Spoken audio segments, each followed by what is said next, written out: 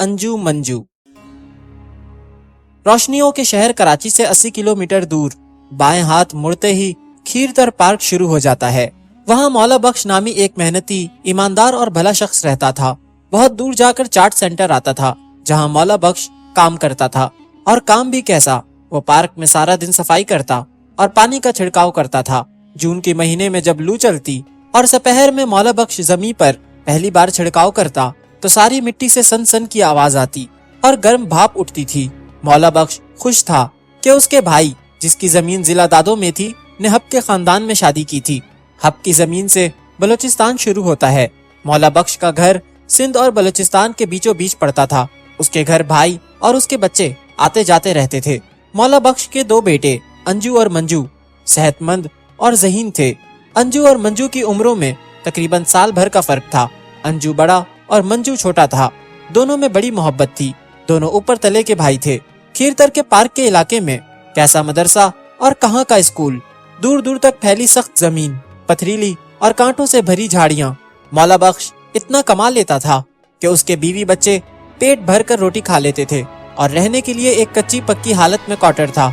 अंजू मंजू अपने दोस्तों के साथ कश्ती कश्ती, पिट्टू गर्म, धूप छांव, डाक डाक, किसकी डाक, पंजू और गट्टे खेला करते थे। वहाँ सारा दिन आग जैसी गर्मी रहती थी, मगर सूरज के छुपते ही ठंडी हवा चलने लगती थी। प्यारे दोस्तों, जब से दुनिया बनी है, बच्चों ने हमेशा बेजबान जानवरों और परिंदों से प्यार किया है और दोस्ती की है। अंजू और मंजू को खीरतर पार्क बहुत अच्छा लगता था।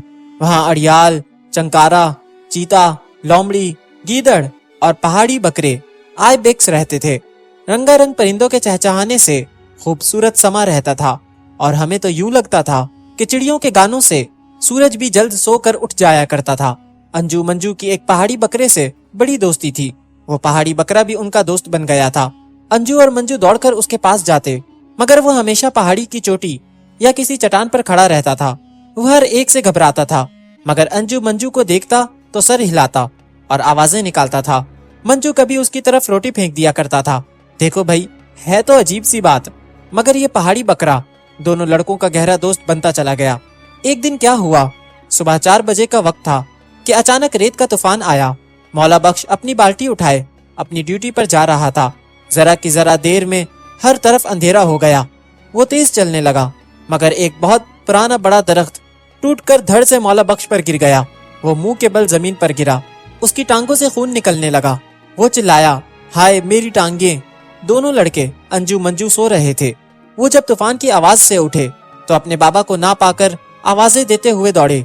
उनकी आंखों और कानों में रेत भर गई।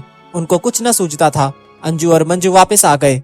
घंटा भर बाद तूफान थमा और एक आदमी ने खबर दी कि तुम्हारा बाप मौला बख्श जख्मी हो गया है, उसको उठा लाओ। अंजू और मंजू दोनों छोटे लड़के थे। वो कैसे अपने बाबा को उठाकर लाते। वो दोनों रोते हुए पड़ोसी चौकीदार के पास गए। फिर वो तीनों मुंह पर कपड़ा बांधकर आंधी में मौला बख्श को उठाकर ले आए। पिछले 3 साल से खीरतर के सहरा में बारिश नहीं हुई थी। आज के दिन खूब पानी बरसा। मौला बख्श की टांगों की हड्डियां बुरी तरह टूट गई थीं। चौकीदार ने चादर फाड़कर पट्टियां लपेट दी और गर्म गुड़ की चाय बनाकर पिलाई। मौला बख्श कई दिन बुखार में पड़ा रहा और दर्द से कराहता रहा। वो घिसट घिसट कर पानी के मटके तक पहुंच जाता और फिर क्वार्टर के कुछ काम करने लगा। लड़के तंदूर से रोटी ले आते थे। मौला बख्श की टांगे सूख गईं और महीना भर बाद जुड़ी भी तो टेढ़ी जुड़ गईं। घर में जमा पैसे खत्म हो गए। मौला बख्श चलने फिरने से माजूर हो गया था। भाई मंजू, देखो तो सही, अब रूखी रोटी के बजाय हमें खाने को पके हुए मीठे चावल मिल जाते हैं, अंजू ने भाई से कहा और खुद सोच में पड़ गया। इस तरह साल गुजर गया। सैर करने आने वाले अमीर लोग अंजू और मंजू को कपड़ों का जोड़ा भी देने लगे थे। पार्क के ऑफिसर की बेगम ने तरस खाकर सूती लिहाफ भिजवा दिए। अंजू और मंजू रात को लेटे लेटे बातें करते थे कि हमारा बाबा कितना अच्छा है, मगर अब उसकी टांगे टूट गई हैं। देखो भाई, उसके माजूर होने से हमें कितनी अच्छी चीजें जैसे लाल शक्कर, घी और रोटी खाने को मिलती है। हम ये तो पहले कभी चख ना सकते थे। दोनों भोले भाले भाइयों को खैरात मिलने की वजह समझ में ना आती थी। मौला बख्श रोजाना अल्लाह ताला से रो रो कर दुआ करता कि अल्लाह मियाँ मेरे लड़कों को सेहतमंद रख, लंबी उम्र दे और वो हमेशा मेहनत से कमा कर खाएं। अंजू और मंजू रोज ही सुबह उसकी ये दुआ सुना करते थे। वो दोनों बड़े होते जा रहे थे। चौकीदार ने मशवरा दिया कि लकड़ी की टाल पर नौकरी कर लो। अंजू और मंजू की माँ ने कई बार कहा, मेरे लाल जाओ तो सही लकड़ी की टाल पर, पहले छोटी मोटी मजदूरी करो, फिर आदत हो जाएगी। जाओ मेरे बच्चों जाओ। अंजू और मंजू चंद दिन तो लकड़ी की टाल पर जाते रहे, फिर जाना छोड़ दिया। अब अंजू का कद खासा बढ़ गया था। अंजू और मंजू एक लिहाफ में सोते थे और लिहाफ छोटा हो गया था। सोते में कभी अंजू खुल जाता था, कभी मंजू।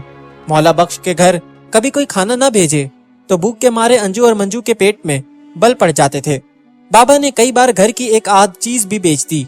अंजू मंजू को कभी कभी शर्म भी आती थी कि हम भीख पर जिंदा हैं। अंजू मंजू की पहाड़ी बकरे से दोस्ती बढ़ती जा रही थी। पहाड़ी बकरा उनसे खेलता और उछलता कूदता था। खीरतर में वो और उसके दोस्त सहरा और पथरीले मैदान में खाने की चीजें तलाश करते फिरते थे। एक दिन अंजू मंजू अपने दोस्त के साथ बड़ी दूर निकल गए। अंजू खूब जानता था कि सिंध का ये पहाड़ी बकरा बुलंदी का जानवर है और वो खुददार ऐसा है कि कई कई दिन भूखा रहे मगर मुर्दार जानवर नहीं खाता, और तराई में चारा हो भी तो नीचे बहुत कम ही उतरता है। खीरतर में बारिश की कमी, कुएं पानी से खाली और जमीन और आसमान आग की तरह गर्म थे। और आमतौर पर पहाड़ी बकरे अगर कहीं मामूली सा सब्जा देखते तो मिलकर चरने जाते, और दो बकरे जरा बुलंदी पर खड़े होकर रखवाली करते थे। अगर कोई शिकारी इस तरफ आ रहा होता या कोई खतरा होता तो रखवाली वाले बकरे मुंह से जोर से आवाज निकालते थे और बाकी सारे बकरे वहां से फौरन भाग जाते थे। अंजू मंजू का दोस्त पहाड़ी बकरा 3-4 दिन से खिलाफे आदत बजाय अपने गिरोह के अकेला चारे की तलाश में घूमता फिर रहा था। सूरज 48 दर्जे पर, सख्त चट्टाने और हर तरफ रेत। वो मुर्दार जानवर भी नहीं खाता था, इसलिए आहिस्ता आहिस्ता चले जा रहा था। फिर क्या हुआ? अंजू मंजू का दोस्त पहाड़ी बकरा अचानक गुम हो गया। किसी ने बताया कि वो एक ऊंचे टीले पर मरा पड़ा है। वो दिन है और आज का दिन है कि अंजू मंजू अपने प्यारे दोस्त के मरने पर रोए बहुत, मगर उन्होंने अचानक अपना हर तरीका बदल लिया, अपनी सारी आदतें तब्दील कर ली। अंजू ने अपने बाबा से कहा कि कोई मांगे की चीज हमारे घर नहीं आएगी। मंजू ने बाबा का भीख का कटोरा तोड़कर फेंक दिया और दरवाजे पर खड़े होकर चिल्ला चिल्ला कर कहा कि कोई हमारे घर खाने देने ना आए। अंजू चाट सेंटर जाकर सबसे कह आया कि हम खुद काम करके रोजी कमा रहे हैं, हमें सदका खैरात ना भेजा करो। अंजू मंजू ने तो शुरू में ये किया कि मीलों पैदल चलकर एक मकतब तक जाते और नाजरा कुरान सादे मानों के साथ पढ़ते, फिर वापसी पर पोस्ट मास्टर के घर जाकर उसके बर्तन धोते और सफाई का काम करते। इस तरह से वो कुछ रकम कमाने लगे। दोनों ने प्राइमरी स्कूल में 3री जमात तक पढ़ा और खत लिखना, हिसाब करना और थोड़ा सा अखबार पढ़ना सीख लिया। इसके बाद उन्होंने पोस्ट मास्टर के घर का काम छोड़कर लकड़ी की टाल पर नौकरी कर ली। अंजू मंजू के बाबा की टांगे तो ठीक न हो सकी, मगर वो बैसाखी की मदद से चलता था। वो बहुत खुश था और शाम को कीकर की छांव में चारपाई पर बैठकर हुक्का पीता था। ये दुनिया एक मेला है और इसमें रंगारंग के पंछी और रंगारंग इंसान हैं। कभी के दिन बड़े और कभी की रातें। कोई अच्छे काम कर गया और अच्छे बोल बोल गया तो बाद में आने वालों के लिए रोशनी छोड़ गया। पहाड़ी बकरा जब तक जिया शान से जिया कि ना मुर्दार खाया ना किसी से मांगा। बस जैसे अंजू मंजू के दिन फिरे, खुशियां मिली, तंदुरुस्ती मिली और सबसे बढ़कर ये कि मेहनत की जिंदगी मिली। ऐसी जिंदगी अल्लाह सबको दे, आमीन।